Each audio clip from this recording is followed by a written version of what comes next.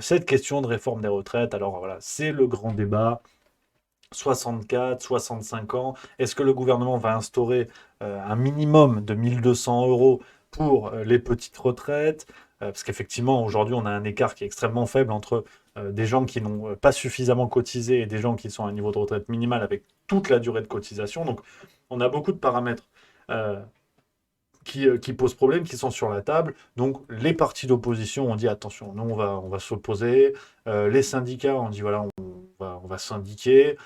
Tout le monde joue sa partition avec un mouvement populaire qui s'organise. Il a été compliqué hein, de faire en sorte que les partis politiques soient sur la même ligne que les syndicats. Donc on voit bien qu'en plus, même cette logique de mouvement populaire a du mal à s'organiser parce que tout est éclaté, tout est assez nébuleux. C'est-à-dire qu'on a les partis politiques avec la France Insoumise en tête de liste qui joue sa propre partition. Même chose pour les syndicats. Les républicains qui, à force de faire voter des animaux de compagnie, sont devenus ceux de la République en marche.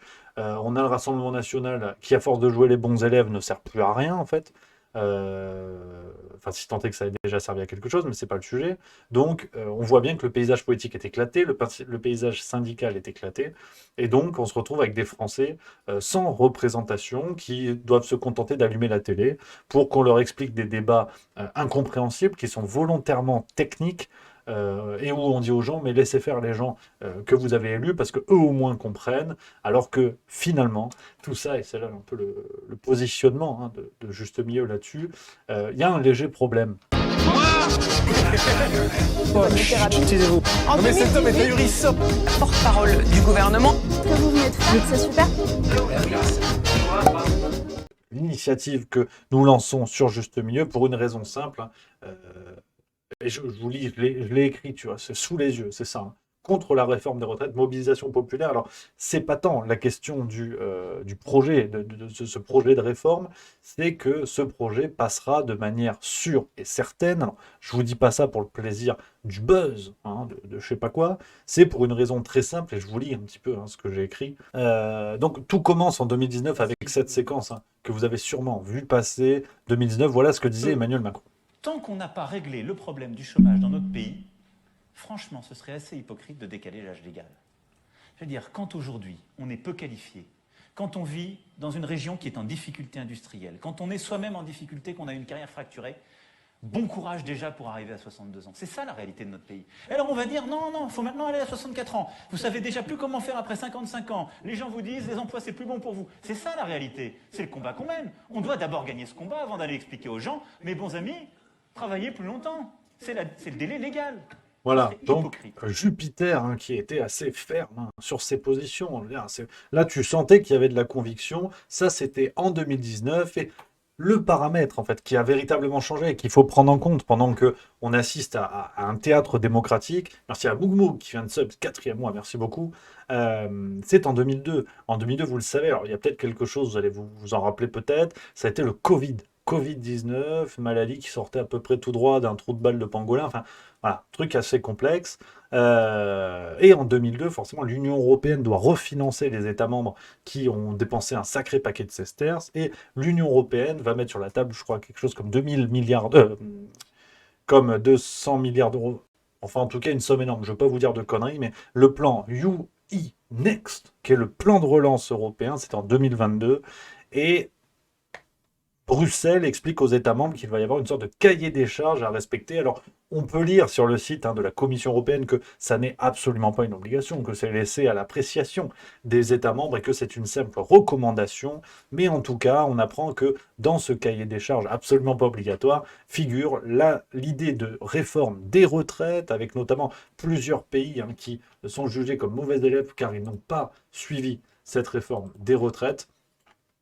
Et la France est dans le lot, donc en fait on a un conditionnement de l'argent. Je crois que la France devait recevoir 20 ou 30 milliards d'euros, quelque chose comme ça, et que la réception de cet homme était conditionnée à la mise en place d'une réforme des retraites. Ça c'était en 2022. Merci à Elmfeang qui vient de sub 5e mois, merci beaucoup.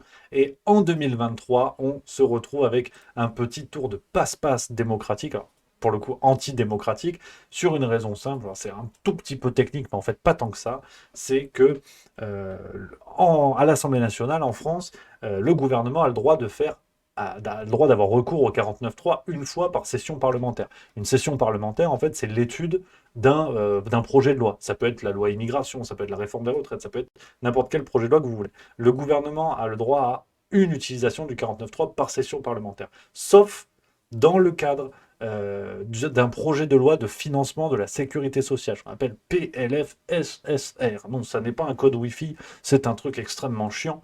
Et dans le cadre d'un projet de loi de financement de la sécurité sociale, là, le gouvernement a un droit de recours illimité au 49.3. C'est pour ça qu'Elisabeth Borne a pu l'utiliser 10 fois en 55 jours, car on était dans le cadre d'un texte de projet de loi de financement de la sécurité sociale. Qu'a donc fait le gouvernement pour éviter de se faire avoir et de ne pouvoir utiliser que le 49.3 ?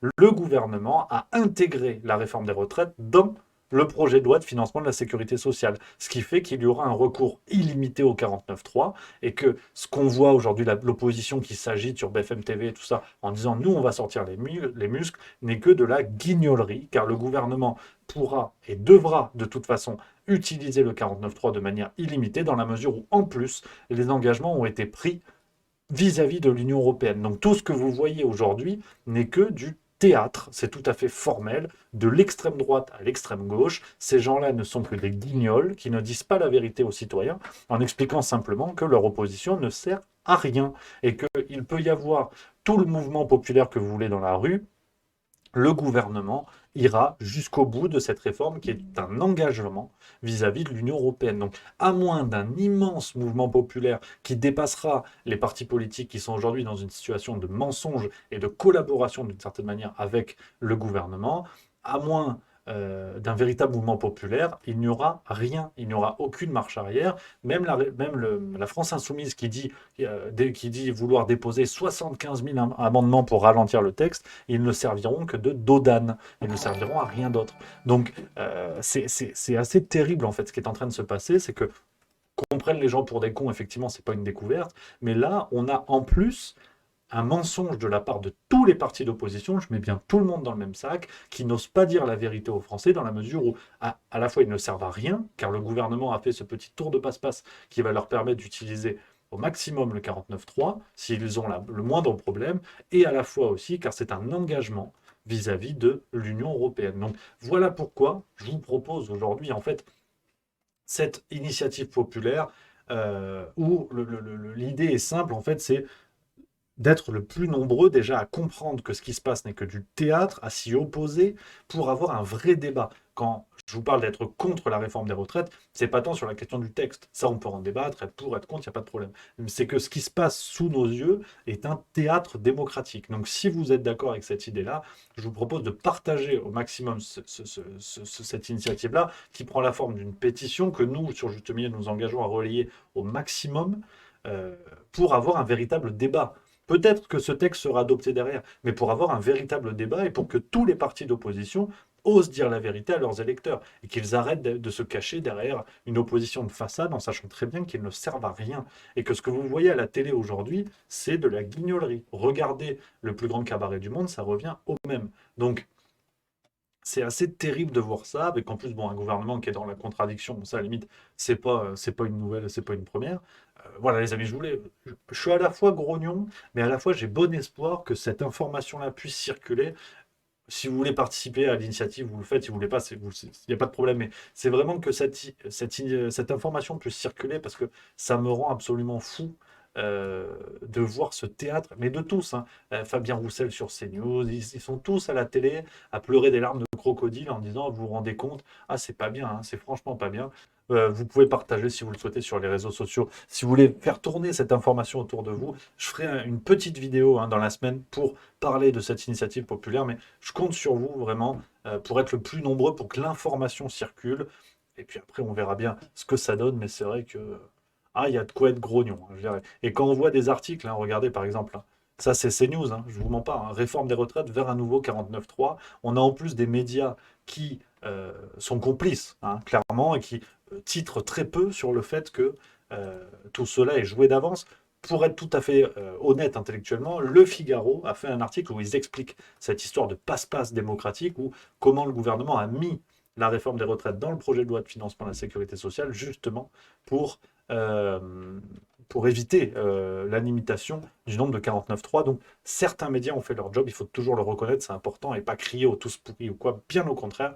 Mais voilà, c'est assez sidérant ce qui est en train de se jouer. Donc les amis, si vous voulez filer un petit coup de main, n'hésitez pas à partager autour de vous, sur les réseaux sociaux, par mail, par la poste. Alors, pas avec le timbre rouge, hein, encore une belle escroquerie, la disparition du timbre rouge. Hein, c'est encore une belle connerie. Mais bon, voilà un petit peu les amis ce que je pouvais vous dire sur cette histoire de réforme des retraites. Donc